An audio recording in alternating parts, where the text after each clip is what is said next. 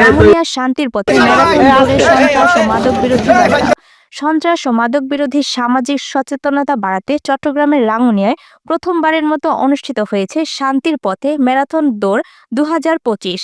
শনিবার চলো যাই রাঙ্গুনিয়া এ উদ্যোগে এই ম্যারাথন দৌড় অনুষ্ঠিত হয়।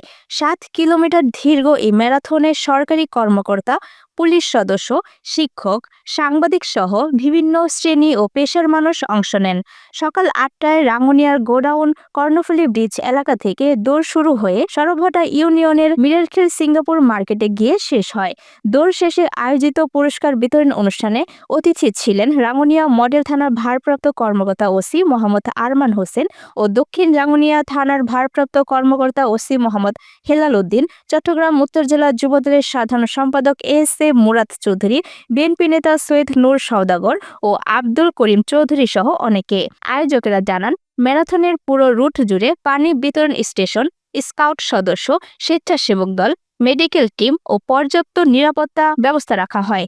চলো যাই রাঙ্গুনিয়া টিমের অ্যাডমিন আরিফুল হক চৌধুরী বলেন, সন্ত্রাস ও মাদক বিরোধী সচেতনতা তৈরি, তরুণ সমাজকে খেলাধুলা ও ইতিবাচক কর্মকাণ্ডে উৎসাহিত করা এবং রাঙ্গুনিয়ার প্রাকৃতিক সৌন্দর্য ও সংস্কৃতিকে দেশব্যাপী তুলে ধরাই এই ম্যারাথনের মূল লক্ষ্য। ম্যারাথন শেষে প্রথম, দ্বিতীয় ও তৃতীয় স্থান অর্জনকারীদের পুরস্কৃত করা হয়। পাশাপাশি অংশগ্রহণকারীদের মধ্যে সন্ত্রাস ও মাদক বিরোধী সচেতনতা অ্যাওয়ার্ড, মেডেল ও সনদ বিতরণ করা হয়।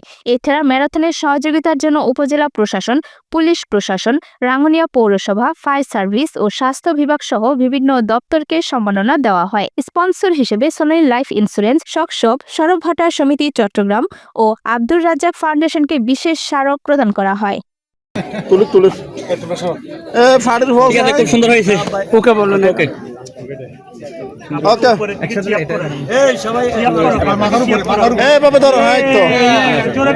করতালিদের মাধ্যমে অভিনন্দন জানাবো আমরা সবাই।